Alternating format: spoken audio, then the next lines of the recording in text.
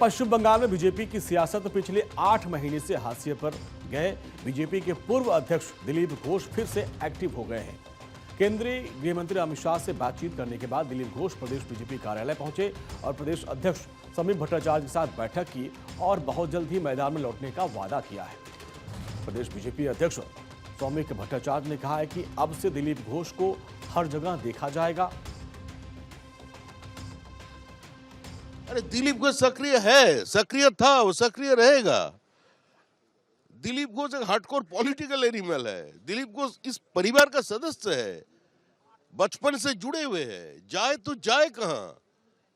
दिलीप घोष रहेगा, पूरा चुनाव में रहेगा, कोई चिंता करने का विषय नहीं है।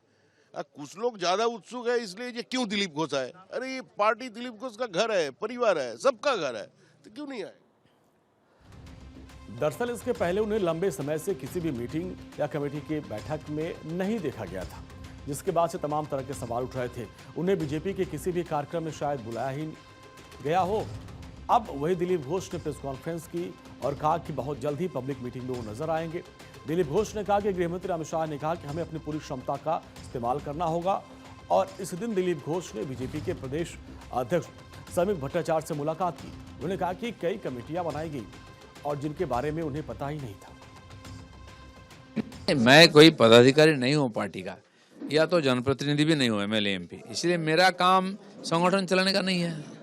तो मैं सामान्य कार्यकर्ता जनता के साथ संपर्क करता था, मिलता था उनके साथ, कोई ऐसा पॉलिटिकल प्रोग्राम में नहीं था।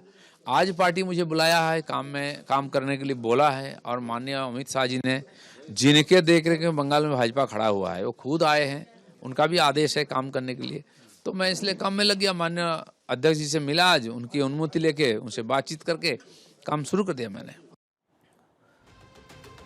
तो गृहमंत्री अमित शाह से बातचीत करने के बाद दिलीप घोष बहुत जल्द ही पब्लिक मीटिंग में नजर आएंगे। उन्होंने कहा कि समीप भट्टाचार्य जनवरी में दुर्गापुर में एक मीटिंग करने वाले हैं।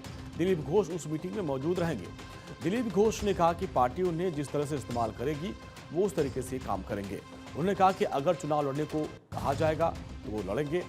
जब पुराने नए झगड़े का सवाल उठाया गया तो दिलीप घोष ने बड़ी चतुराई से उसको टाल दिया।